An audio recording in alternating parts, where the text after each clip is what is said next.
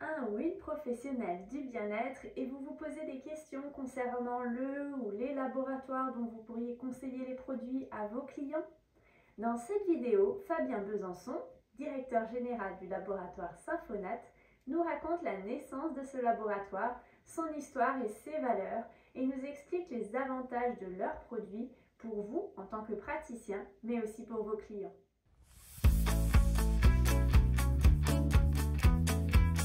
Bonjour et bienvenue sur la chaîne de La Boîte Naturo. Vous retrouverez chaque semaine des conseils pour vous aider à vivre plus sereinement de votre activité dans le bien-être.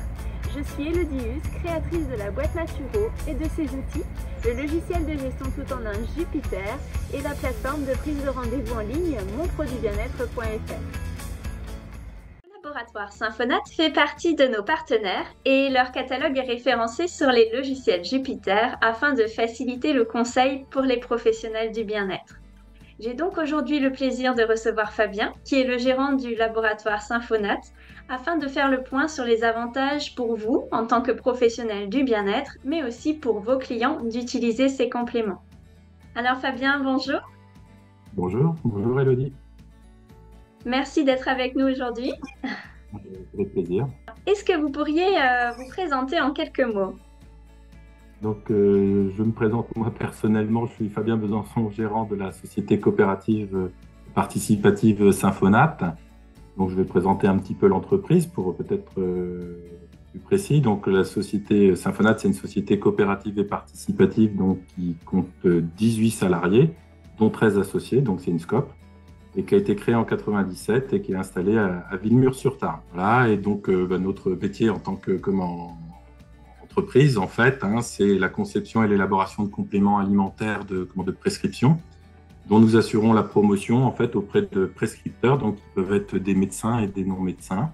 Et puis nous assurons une distribution omnicanale qui peut se faire à distance ou chez les revendeurs. Donc une histoire avec le monde du thérapeute qui date de 97 et qui datait déjà d'avant avec les fondateurs de Symphonat. Super. Alors du coup, est-ce que vous pouvez nous en dire un peu plus comment est née en fait l'idée de Symphonat?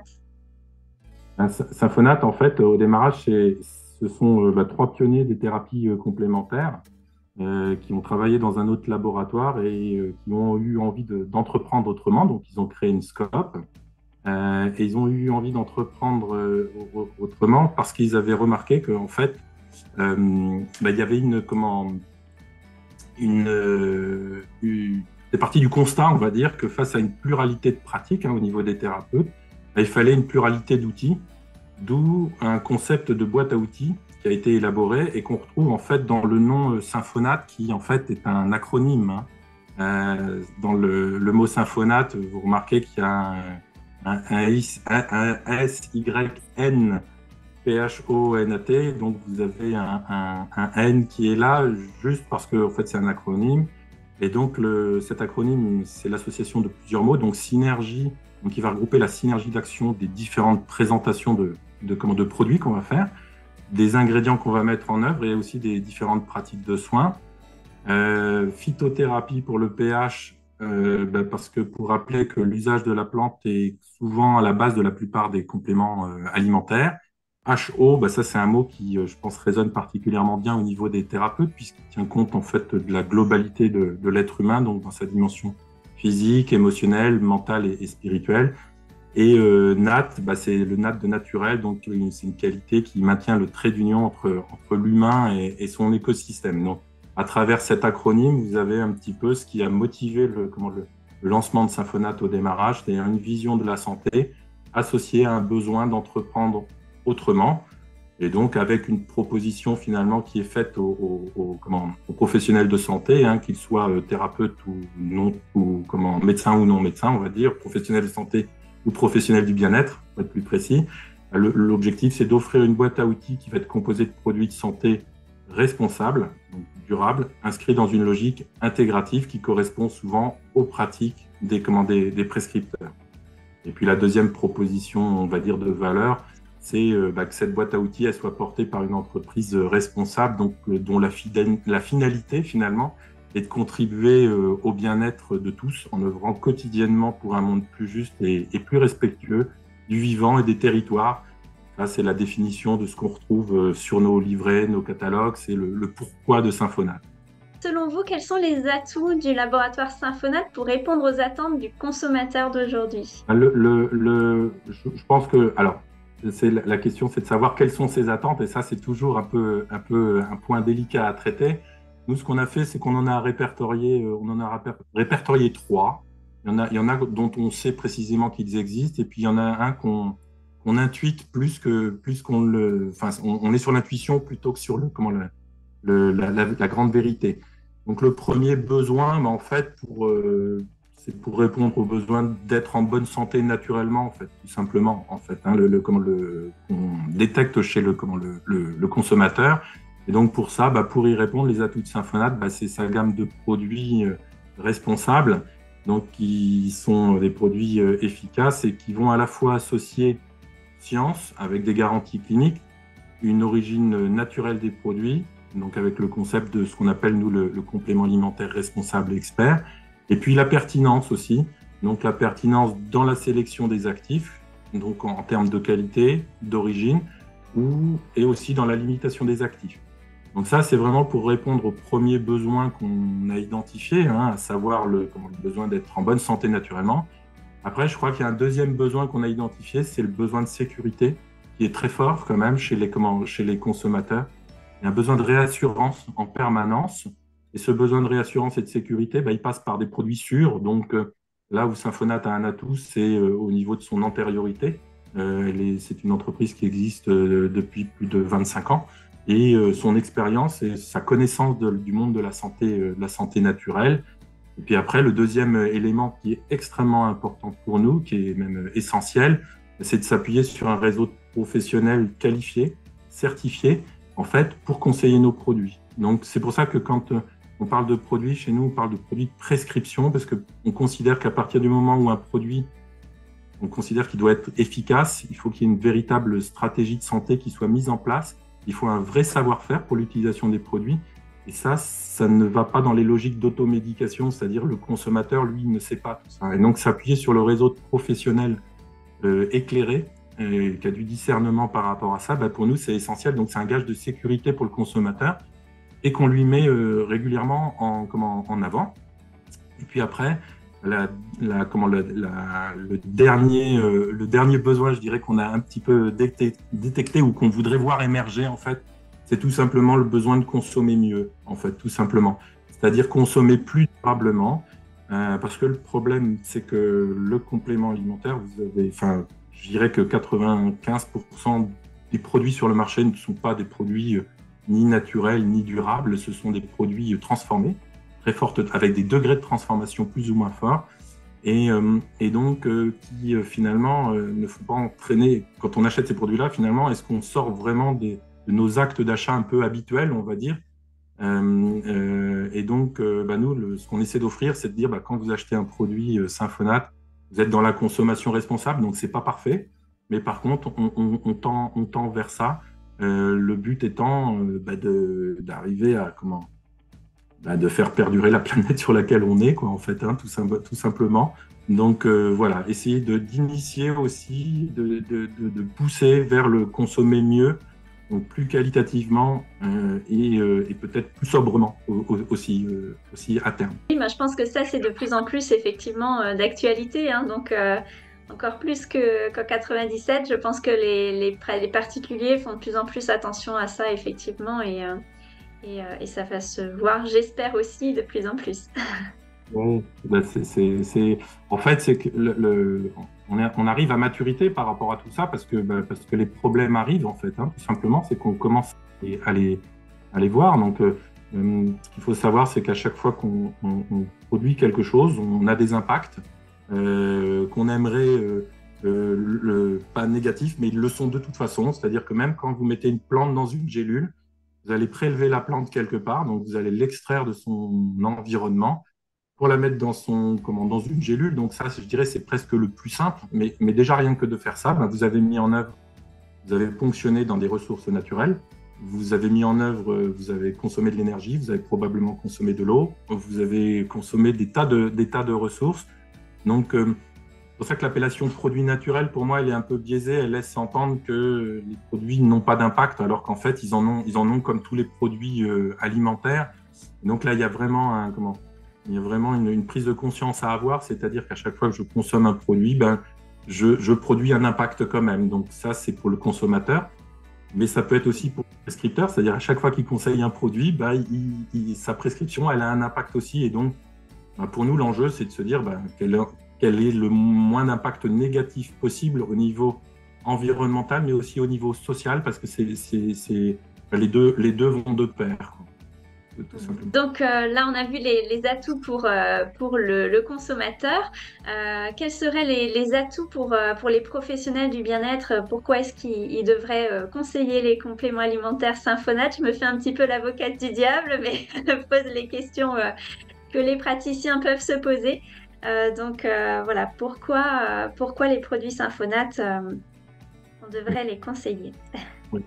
C'est une question qui est tout à fait légitime, là, parce qu'en fait, là, moi, je dis beaucoup de choses et tout ça, mais il faut que ça se concrétise en quelque chose de concret, quoi. En fait, il faut que ça se concrétise. Donc, je pense que le premier élément différenciant, quand même, c'est pour Symphonate, c'est le concept vraiment de la boîte à outils responsable avec une logique intégrative. Donc, et cette boîte à outils telle qu'elle est conçue, elle va produire des bénéfices santé pour le patient qui vont passer par l'efficacité et la sécurité, mais elle va produire aussi elle va fournir aussi des outils pluridisciplinaires en fait pour le praticien. Donc ça veut dire que là où il y a un bénéfice santé pour le patient, il y a aussi pour le praticien un bénéfice, c'est-à-dire il peut utiliser plusieurs sortes d'outils en fonction de sa pratique. Donc ça c'est vraiment vraiment important.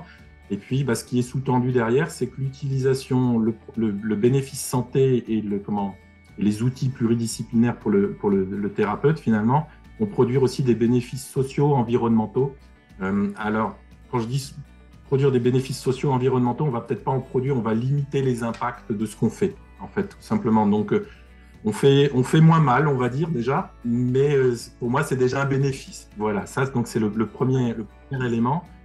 Et puis, c'est une façon aussi de conscientiser tout ce qu'on fait en fait au quotidien et dans sa consommation et dans sa prescription pour le praticien.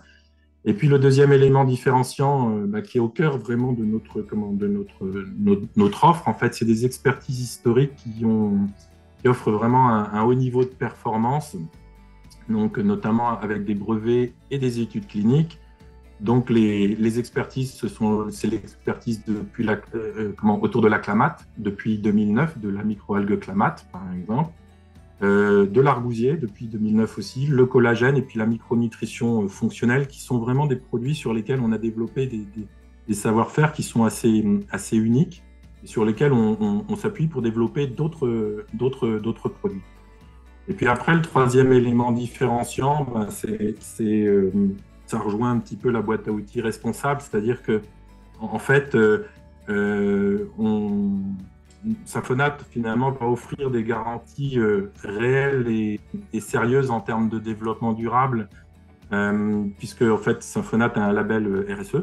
Donc, vous ne le voyez peut-être pas derrière moi, mais nous sommes labellisés RSE. Ça veut dire, le label RSE, si je voulais simplifier, c'est le label du développement durable, quoi, en fait, du développement responsable. Donc, on a une démarche labellisée, donc on est contrôlé pour ça. Donc, on a une démarche très impliquante et très engagée là-dedans. Et puis après, on a un statut coopératif, donc qui est quand même pour moi une garantie. Si vous voulez, l'association des deux, donc on offre des garanties en termes de développement durable et je dirais d'absence de greenwashing en fait sur ce qu'on fait. Donc ça, c'est le troisième élément. Puis je dirais le quatrième élément qu'on pourrait citer. Après, c'est plutôt le cœur qui parle que le marketing là-dessus. Mais il s'agirait vraiment de se dire qu'en prescrivant des produits de Symphonate, les professionnels du bien-être contribuent aussi au quotidien à l'élaboration d'un monde qui soit, qui participe au bien-être de tous et puis il participe aussi à œuvrer pour un monde plus juste et plus respectueux des humains et des territoires. Et ça, je me disais qu'en termes d'accomplissement personnel, ou de cohérence pour les praticiens ou les prescripteurs, ben, ça peut être un élément positif. En tout cas, c'est comme ça que je le comprends. C'est plus personnel et c'est moins dans la gamme de produits. Mais en tout cas, c'est une cohérence de A à Z entre ce qu'on prescrit, la vision de la santé qu'on a quand on reçoit un patient, qu'on lui conseille et pourquoi on le fait. Voilà. Sens. Oui, ça permet au praticien, en même temps qu'il va conseiller un complément alimentaire de chez Symphonate, de pouvoir, entre guillemets, faire une bonne action. Je schématise vraiment, mais voilà. Vous avez tout à fait raison, Élodie, c'est exactement ça. C'est-à-dire qu'en fait, pas comment dire, là c'est encore un peu le cœur qui va parler, mais si on veut changer le monde dans lequel on est, qui s'autodétruit actuellement, il y a une machine infernale qui est lancée, on va dire, quelque part, qui détruit les ressources de la planète, qui détruit les hommes aussi, les humains à terme.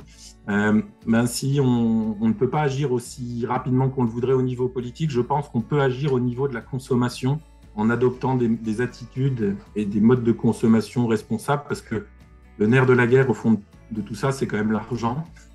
Et donc, quand l'argent est attribué à des endroits via la consommation plutôt qu'à d'autres, ben on lui donne la possibilité, on donne la possibilité de changer les choses. Ça, je crois vraiment à ça. Donc, vous avez Symphonate fonctionne comme ça, mais si vous allez de temps à autre faire un petit tour à Emmaüs, vous regardez le modèle économique d'Emmaüs et vous allez voir que vous avez le même modèle économique, c'est-à-dire que vous pouvez continuer à consommer, mais en limitant vos impacts et en agissant positivement sur la société. Donc voilà, je pense que consommer responsable, ça ne doit pas être une punition, ça doit être quelque chose qui amène vers une forme de grande satisfaction. Et donc c'est ce qu'on essaie de faire, nous, à travers tous les produits qu'on élabore, et puis à travers l'entreprise qui l'apporte, qui est Symphonate. Super, ouais. Moi, je pense que ça parlera effectivement aux praticiens. Les praticiens du bien-être, je pense qu'ils sont quand même pour la plupart, ça doit résonner, ce genre de discours. Donc, en général, on est assez ouvert là-dessus. Donc, je pense que super, c'est génial. Du coup, est-ce que vous pourriez aussi nous en dire un peu plus sur la formulation des compléments alimentaires et le sourcing des ingrédients? Oui. Donc en fait, vous avez vu donc dans ce que on a développé un acronyme qui s'appelle le CARE pour dire complément alimentaire responsable expert. Donc en fait, c'est pour faciliter l'emploi du concept, on va dire.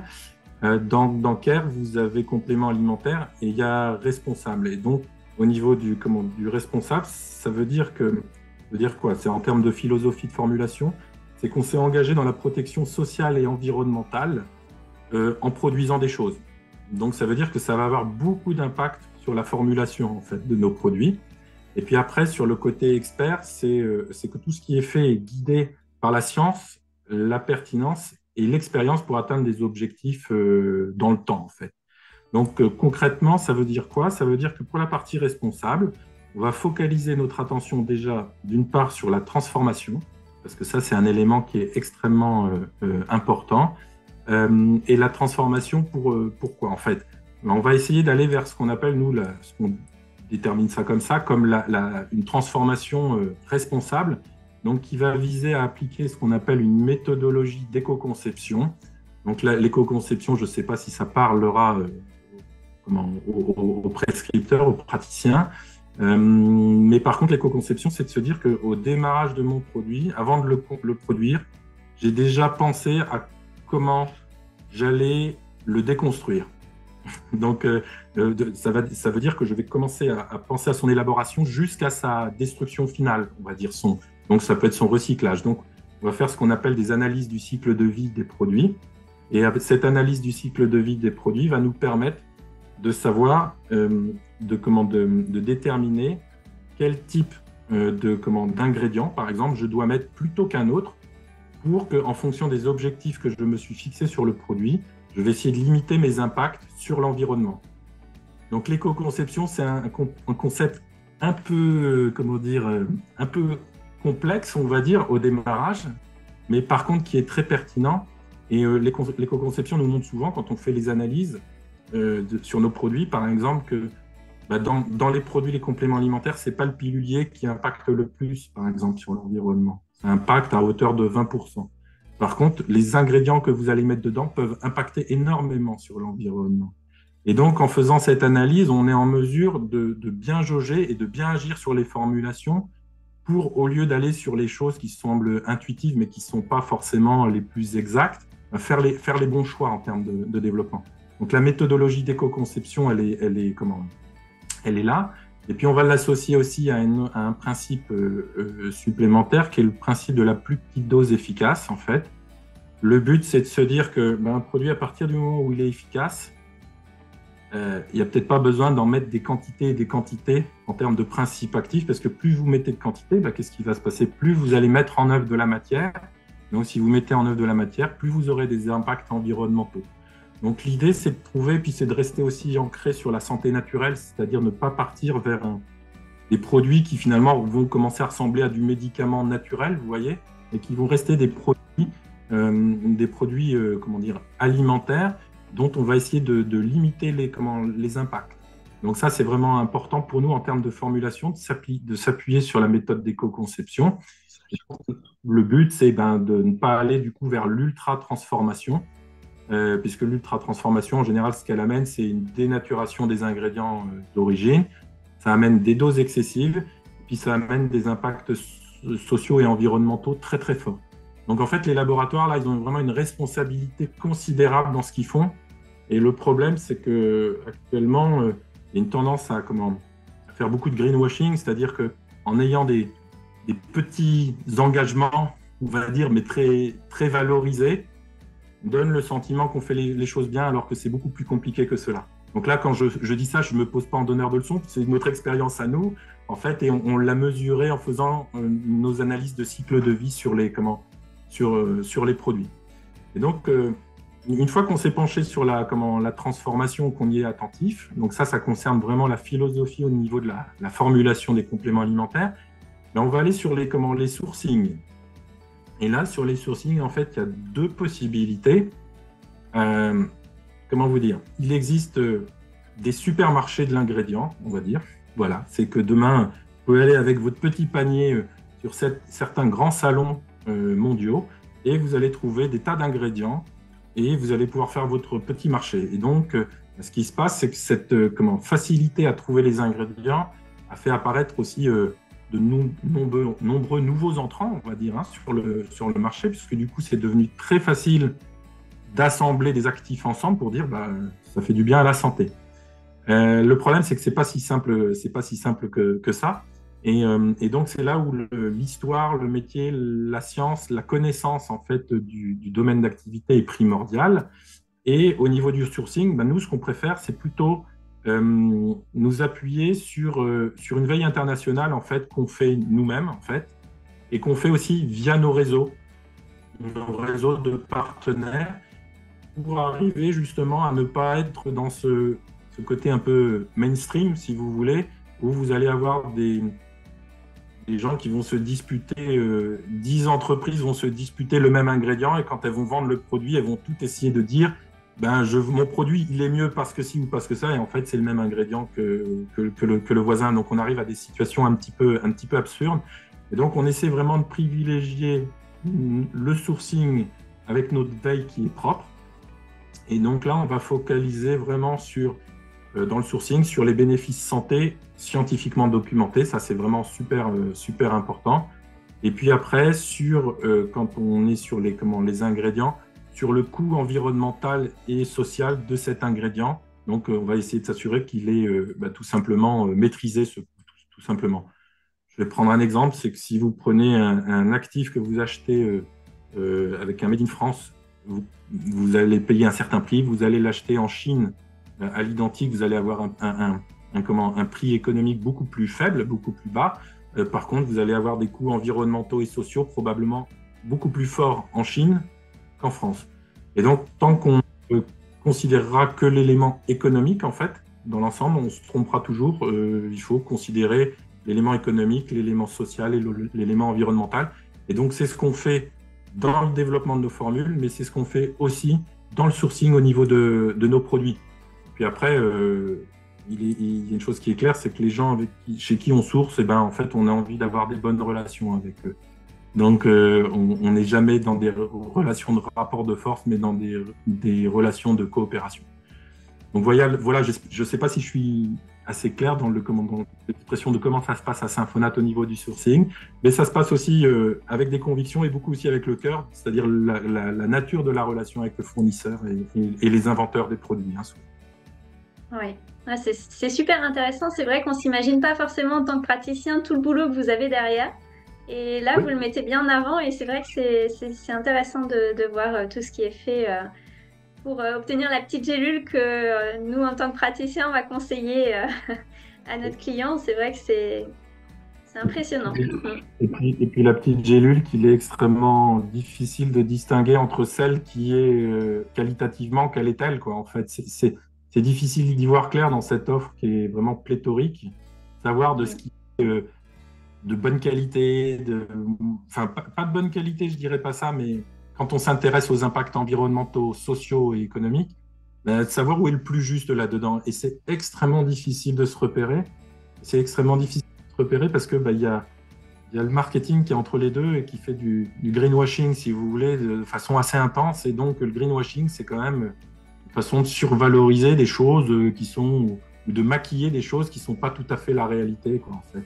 Et donc, ça, tant que ça sera, vous, praticiens, vous aurez toujours cette difficulté-là.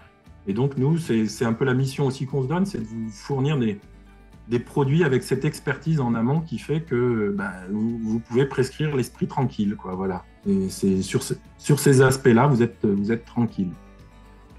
Super. C'est pour ça aussi qu'on voulait faire cet échange en visio pour que tout le monde, tous les praticiens qui nous suivent soient bien au courant de comment ça fonctionne et même de rentrer un peu dans les coulisses, hein, puisque voilà, vous nous expliquez vraiment comment vous faites vos formulations, c'est vraiment intéressant. Donc du coup, là, on a déjà vu un petit engagement hein, qui ressort bien de votre discours du côté éco-responsable. Mais est-ce que voilà, vous pouvez nous refaire un petit topo sur les engagements de manière générale sur Symphonate? Donc Symphonate, en fait, on est engagé autour les 7 questions du questionnement du développement durable, en fait, on va dire, qui vont se décliner après en engagement.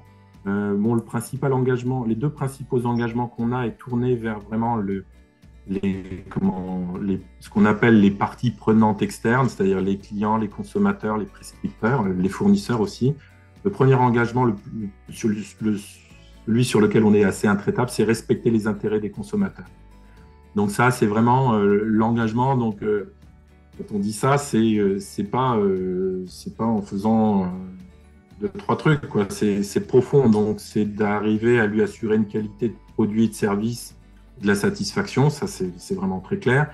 Et c'est d'avoir aussi une éthique avec lui par rapport au contrat qu'il a avec nous, entre ce qu'on lui donne comme information, ce qu'il nous demande, les échanges qu'on a, on va dire. Et puis après, garantir la sécurité des produits et des services aussi pour protéger la santé des consommateurs. Ça, c'est vraiment important.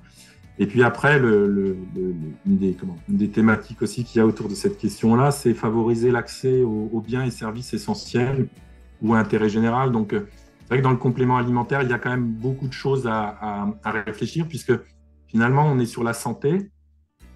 Symphonate peut-être encore plus, on est sur des produits plutôt assez onéreux, on va dire, et que finalement, cette envie de se, entre guillemets, soigner ou prendre soin de sa santé naturellement, mais en fait, elle est quand même un peu discriminatoire par les revenus, en fait, quelque part, par l'impact économique. Et donc, c'est vrai que là, il y a vraiment un travail à faire, et le travail qu'il y aurait à faire, le problème, c'est d'arriver à le faire sans tomber non plus dans ce qu'on pourrait qualifier de low cost, c'est-à-dire le prix au détriment de la qualité. Voilà. Donc, chez Symphonate, sur les 3 premiers points que j'ai évoqués, on est très au point. Sur l'accès aux biens et services essentiels ou d'intérêt général, par rapport au prix des produits pour les consommateurs, il y a plein de choses qu'on aimerait faire. Mais pour le moment, on est encore un petit peu, on a besoin de travailler sur ces questions-là parce que c'est quelque chose, je dirais, qui nécessite une maturation assez longue et assez profonde. Et puis après, sur la préservation de l'environnement, c'est le deuxième engagement, il est très fort aussi. Celui-là, donc préserver l'environnement, ça passe par l'éco-conception des produits. Après, ça passe aussi par minimiser la consommation des ressources.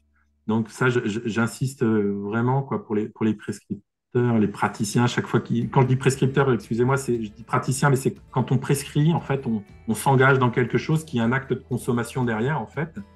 Et donc, c'est vraiment important de se dire que à chaque fois qu'il y a une prescription, il y a un acte de consommation derrière, et qu'en fonction de ce qu'on va prescrire, et en fait, il va y avoir des consommations de ressources plus ou moins fortes.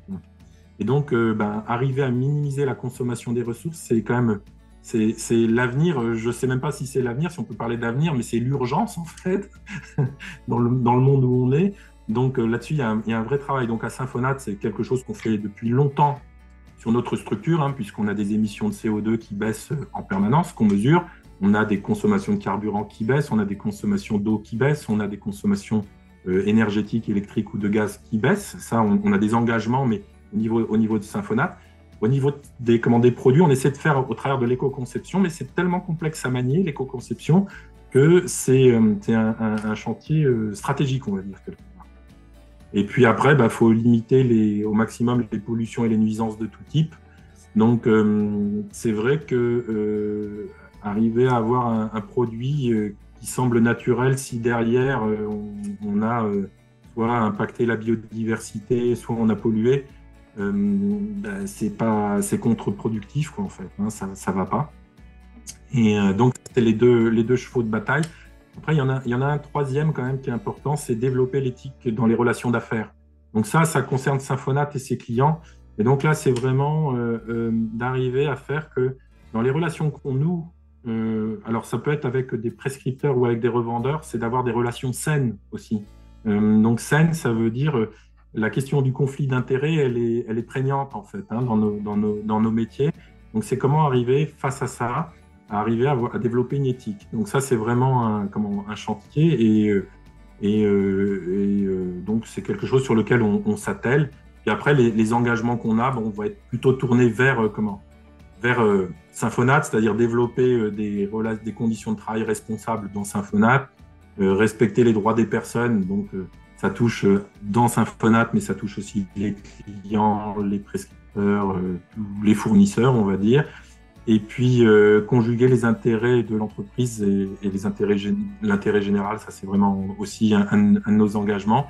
Puis après, il y a ce qu'on appelle la mise en place d'une gouvernance, responsable. Donc nous, étant coopérative, on dirait que de par notre ADN, la gouvernance, c'est quelque chose qui se fait collectivement. Et donc, les décisions collectives, elles sont souvent sont plus longues à prendre, mais par contre, elles sont plus mûries, plus réfléchies, donc souvent plus responsables aussi. Mm-hmm. Là, donc, en quelques mots, les engagements qu'on a, mais qui derrière vont se décliner en des tas de plans d'action. Et tout ça, ça fait partie de notre démarche, de notre labellisation, si vous voulez, RSE. Donc, on n'est pas sur des choses anecdotiques, on est sur des choses très, très, profondes et qui agissent partout sur l'entreprise. Et les clients de l'entreprise et les parties prenantes externes. Super. Et est-ce que vous avez des actualités à nous partager au niveau du laboratoire ou au niveau des compléments alimentaires ? Là, alors on a une actualité produit à Symphonate. C'est assez marrant que l'entretien se fasse à ce moment-là, puisque en fait là, nous lançons une huile de CBD, puisque maintenant le CBD, la position par rapport au CBD s'est clarifiée, on va dire. Et donc nous lançons une huile de CBD intégrale, donc une huile à spectre complet, naturel. Donc ça c'est vraiment important. Tout ce que je vous ai expliqué sur la dénaturation des actifs, sur la transformation et tout ça, sur le CBD, ça s'applique de façon extrêmement forte, en fait. Et donc, on a fait ce choix-là, donc avec un sourcing local, donc, et une filière courte, locale, et aussi 100% RSE. Donc ça, pour nous, c'est une grande nouveauté, puisqu'en fait, on s'aperçoit que il y a un engouement important pour ce type de produit. Donc, on a été questionné beaucoup sur ce produit. Et nous, tant que la position n'était pas claire au niveau réglementaire, on ne souhaitait pas y aller parce qu'on respecte la loi, en fait, par rapport à ça. Et puis, la deuxième chose, c'était que ça se faisait à condition que ce soit bien fait. Donc là, nous, ça se fait dans des conditions vraiment assez idéales. Notre chanvre va venir du Pays Basque, vous voyez, donc étant une entreprise du sud-ouest de Toulouse, on est entre voisins, donc la filière est vraiment courte, elle est transparente et elle est vraiment très qualitative. Donc voilà, donc on va pouvoir amener un produit qui nous a été déjà demandé à plusieurs reprises. Et donc, les gages qu'on va pouvoir fournir aux praticiens, du coup, c'est des gages de transparence, de filière courte, d'impact limité et puis de qualité au niveau du produit. Donc, un produit à spectre complet naturel, quoi, pas quelque chose de bricolé ou de reconstitué. Et donc, qui n'est même pas d'origine France, qui est d'origine de Pays Basque, on va dire. Donc, c'est encore plus ciblé. On ne peut pas faire plus local du coup là. Sinon c'est dans votre bureau après qu'il faut faire la culture. Et c'est une sortie du coup qui est prévue pour quand si jamais. Ça y est, le produit est dans nos bacs en fait et nos délégués commencent à en parler. Donc tous les gens qui sont par le CBD avec Symphonate, qui n'hésitent pas à nous contacter. Le produit est disponible. D'accord, ok. Super. Et du coup, alors là, on va partir dans le futur, parce que là, on était dans le présent, on va partir dans le futur, on voyage beaucoup. Est-ce que vous avez une idée, comment vous voyez en fait le marché des compléments alimentaires dans 5 ans, par exemple? Alors, j'ai du mal à imaginer que le marché du complément alimentaire puisse se développer sans le professionnel de santé et les thérapeutes. Voilà. Donc pour moi, ça veut dire que ce marché, il va se développer avec le conseil de ces professionnels de santé, donc avisés, et que le conseil il sera de plus en plus central. C'est-à-dire que nous, je ne vais pas dire un cheval de bataille, mais presque à Symphonate contre l'automédication. C'est-à-dire que pour utiliser un produit, on peut aller sur Internet, on peut trouver des tas de trucs, on peut voir des tas de choses, sauf que en amont, il y a quand même des gens qui ont fait des études, donc des médecins ou des non-médecins, qui ont travaillé en fait sur la santé en général et qui sont aussi affûtés sur les produits qui vont conseiller. Et donc, pour moi, le conseil, il est vraiment central en fait pour qu'il y ait un bon usage du complément alimentaire et aussi une grande satisfaction du consommateur, parce qu'en fait, si vous achetez des produits qui font aucun effet ou qui sont utilisés à mauvais escient, il va y avoir un côté déceptif au niveau du consommateur, et donc du coup, un détournement vis-à-vis on va se détourner du complément alimentaire. Et donc, pour moi, vraiment, le conseil va être vraiment central. Et puis, il y aura un mode de distribution qui sera peut-être un peu plus en ligne, avec peut-être une montée en puissance de la distribution des produits en ligne, peut-être moins en magasin, moins en pharmacie, en tout cas peut-être plus en ligne, mais avec le conseil au centre du dispositif, en fait, de l'acte de consommation. Et là, je pense qu'il y aura vraiment une nécessité de cultiver le lien de confiance qu'il y a avec le consommateur et le professionnel, en fait, de santé. Donc, qu'il soit médecin ou non médecin. Et donc ça passera vraiment par la crédibilité et la bonne réputation des professionnels de santé, en fait. Donc, crédibilité dans leur pratique de santé. Donc, je pense, là, au niveau des thérapeutes, on a nombre de formations, de cursus et tout ça qui ont besoin d'être reconnus, on va dire, qui ont besoin d'être, structurés. Bon, ils se structurent déjà, mais qui s'officialise en fait quelque part pour pouvoir être vraiment qu'il y ait un fonctionnement qui soit un fonctionnement éthique en fait quelque part, un fonctionnement sûr et encadré. Donc ça c'est vraiment une bonne chose au niveau de la pratique de santé. Ça vaut aussi pour les médecins, ils ont leur organisme de régulation qui est le Conseil de l'ordre, on va dire, mais voilà, ça passe vraiment par là. Puis après, je pense que le deuxième point sur la crédibilité et la bonne réputation des professionnels, qu'ils soient médecins ou non médecins, c'est dans la relation avec les laboratoires, en fait, hein, tout simplement. Je pense que c'est vraiment, vraiment essentiel, c'est-à-dire que la notion de conflit d'intérêt, elle a besoin vraiment d'être soit exprimée, soit en fait, elle doit être traitée, en tout cas. Parce que ça je pense que c'est vraiment, vraiment, vraiment important pour que le consommateur puisse y aller en toute confiance. Et là, je pense qu'il y a des vrais bons développements à la fois pour surtout pour les praticiens de bien-être, en fait, hein, parce qu'il y a une demande qui est extrêmement forte, une attente qui est extrêmement forte. Il y a une déception et une méfiance vis-à-vis du médicament, et je dirais peut-être un petit peu des fois vis-à-vis du monde médical. Peut-être pas toujours juste, mais en tout cas, elle est là. Donc, je pense que là, il y a vraiment un rôle à jouer, mais par contre, il y a à avoir conscience que la réputation qu'ont ces professionnels-là, elle doit être vraiment consolidée, construite, structurée. Et donc, je pense que ça, c'est par les filières professionnelles que ça se fait, pour qu'en fait, un patient puisse y aller les yeux fermés, en fait, et de se dire, voilà, j'ai un thérapeute qui est affilié à son affiliation professionnelle, c'est un tel, je la connais bien, elle est réputée, elle est sérieuse. Bon, j'y vais les yeux fermés, quoi. Voilà.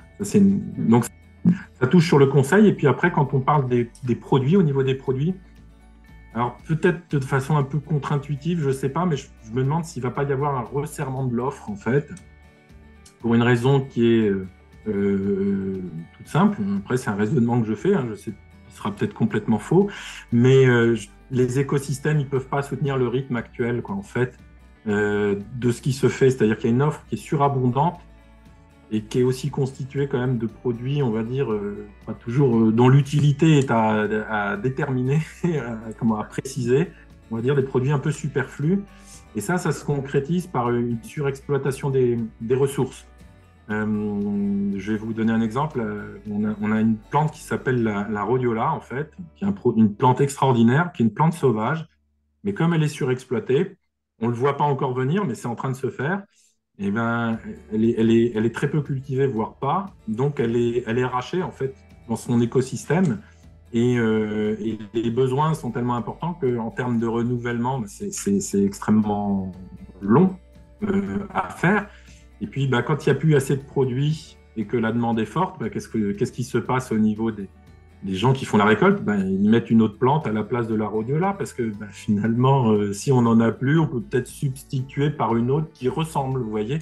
Et donc, en fait, ça pose des problèmes en amont. Donc, en fait, ce qui se passe quand même, c'est de se dire que la désaffection qu'il y a au niveau du médicament, c'est des flux énormes de consommation qui ont tendance à se déplacer sur le complément alimentaire, donc avec des flux énormes de consommation. Et ce qui fait la base du complément alimentaire, c'est quand même beaucoup de produits à base de plantes quand même à l'origine, des minéraux, des vitamines ou des produits, on va dire, végétaux ou animaux et qui ne sont pas forcément prêts à recevoir en fait ces flux.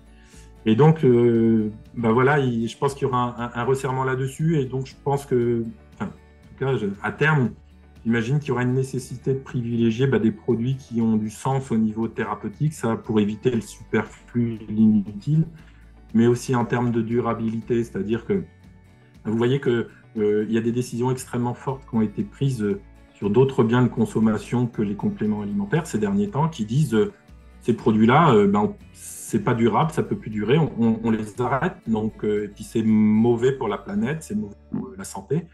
Donc, quand on dit on arrête les voitures thermiques, on arrête les voitures diesel, on arrête, voilà, ça s'appelle pour moi un resserrement de l'offre. Donc, l'avenir, je le vois plus dans ça stimulera la créativité, l'ingéniosité et l'innovation, ça j'espère. Mais par contre, il faudra composer avec une forme de sobriété parce qu'en fait, les écosystèmes, ils ne peuvent pas soutenir le rythme actuel très très longtemps. Donc, c'est ça l'enjeu de demain. Donc, consommer, c'est bien. Consommer mieux, c'est déjà un peu mieux. Après, je ne sais pas ce qu'il y a après consommer mieux. Je ne sais pas si on ne peut plus consommer. Ce sera difficile dans nos sociétés puisque ça aura des conséquences importantes. Donc, pour un professionnel de santé qui conseille des produits de santé, il va falloir penser à se dire, essayer de se dire, dans ce que je fais, essayer de prescrire mieux, entre guillemets, ou en ayant en conscience, en tout cas, par rapport à tout ça. Et les médecins ont fait un peu cette révolution. À une époque, ils prescrivaient, vous savez, des quantités pas possibles de produits Et puis finalement, quand la sécurité sociale a commencé à mettre a été au bord de la rupture, elle a dit quoi? Il faut limiter les produits, et on a retiré plein de produits qui finalement n'étaient pas très utiles thérapeutiquement parlant. Donc, ça se fait toujours à un moment ou à un autre par la force des choses. Donc voilà, dans 5 ans, j'espère que ce n'est pas une vision trop pessimiste des choses, mais en tout cas, j'essaie de la faire réaliste. On est sur une planète qui ne peut pas grossir plus qu'elle n'est. Donc, nos besoins, là, il faut se dire qu'il y a un engouement très important pour les compléments alimentaires, et les compléments alimentaires peuvent être qualifiés de produits naturels, mais ils ont le même impact que des produits alimentaires on va dire classiques. Et donc, si ce sont des produits ultra transformés, vous imaginez les dégâts derrière, en fait. Donc, déjà, faisons des choses un peu plus responsables, ça ira mieux. L'avenir, peut-être la sobriété de ce côté-là. Voilà. J'espère que c'est pas trop pessimiste comme vision des choses. Non, pas du tout. De toute façon, je pense que c'est d'actualité, hein, pas que pour les compléments alimentaires. Donc, oui, effectivement, à mon avis, il y aura aussi de quoi faire au niveau des compléments alimentaires, même si je trouve que malheureusement, on n'en entend pas tellement parler. Sortie de Symphonates, j'ai pas vraiment l'impression qu'il y a une prise de conscience là-dessus. C'est vrai qu'on se dit, oh là là, il faut peut-être manger un peu moins de viande ou manger, voilà, ce genre de choses-là, on commence à l'entendre. Mais au niveau des compléments alimentaires, pour l'instant, j'ai pas beaucoup ce son de cloche-là. Donc, c'est vrai que c'est intéressant de réveiller un peu les consciences. Donc, je pense que c'est chouette. Ouais. C'est pas négatif, c'est réaliste. Je pense que voilà. Il faut prendre aussi les choses en amont, hein, pas attendre que toute la catastrophe nous tombe sur le museau, voilà. Si vous me permettez l'expression. Voilà. Donc, voilà, je pense que c'est une bonne vision. Je pense que la question, c'est de savoir à quoi on a envie de contribuer, en fait. Hein, c'est tout. C'est-à-dire que le monde actuel, on y a contribué. Moi, le premier, je suis dans une moyenne d'âge qui a consommé de façon tout à fait... qui a été pris dans ce système-là, on va dire, de consommation, et qui amène aux résultats qu'on a là, avec les perspectives qui ne sont pas forcément très inspirantes, on va dire, quelque part. Mais je pense que en prenant conscience de ça, on se dit j'ai peut-être plus envie de contribuer à ça, donc je réfléchis à ce que je fais.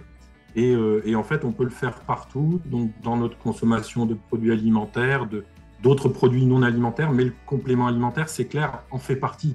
C'est un secteur qui impacte énormément, puisque en fait, vous avez des ingrédients qui viennent de Chine, vous avez des produits ultra transformés dedans, et le problème qu'il y a, c'est que souvent, derrière l'appellation produit naturel, on se fait une fausse idée de ce qui se passe vraiment. En fait. C'est pour ça que c'est un peu troublant, cette appellation, parce que pour moi, un produit, à partir du moment où il est transformé du fait de la main de l'homme, il est plus naturel. Donc, donc agir en conscience, c'est le mot d'ordre. Et puis, se dire, est-ce que j'ai envie de contribuer à ça ou pas? Ça, c'est une question qui regarde chacun, on va dire. Et puis après, chacun fait comme il veut.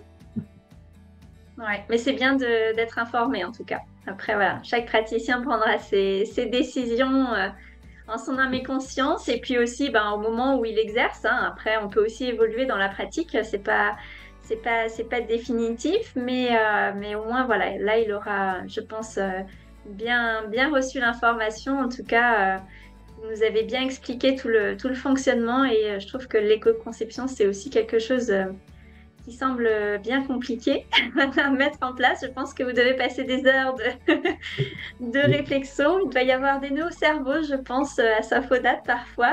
Et puis il y a des échecs aussi, en fait, hein, tout simplement, puisque il y a des fois, vous concevez un produit, puis vous changez juste un ingrédient, et votre bilan n'est plus du tout le même. Et donc, là où c'est vraiment le cœur des choses, c'est faut pas s'attarder sur les piluliers, vous savez, éco-sourcés ou ces machins-là et tout ça. Ça a assez peu d'impact, en fait, le pilulier sur le complément alimentaire. Ce qui a de l'impact, c'est les formules et les intrants qu'on met dedans. Donc, si vous mettez des intrants qui sont issus de l'agriculture intensive, par exemple, ou de la pétrochimie, votre bilan carbone sur le produit, par exemple, vous le modifiez complètement. Donc, vous voyez, donc c'est très très fin et donc c'est extrêmement compliqué. Et il y a des fois, on est près d'arriver, puis on se plante. Voilà, ça nous est arrivé. Et puis, il y a des produits qu'on éco-conçoit parce qu'on peut y consacrer tout un programme. Puis, il y en a d'autres, malheureusement, on n'y arrive pas parce qu'on a 100 produits quand même dans le catalogue. Et donc, 100 produits éco-conçus, c'est des budgets considérables, en fait, hein, derrière. Euh, mais voilà, mais l'enjeu de demain, il est clairement là, ça c'est sûr. Bon, bah, merci beaucoup. Très bien de nous avoir éclairé sur ce que propose le laboratoire Symphonat. C'était vraiment très intéressant et je pense que les praticiens seront aussi intéressés que moi de voir un petit peu l'arrière.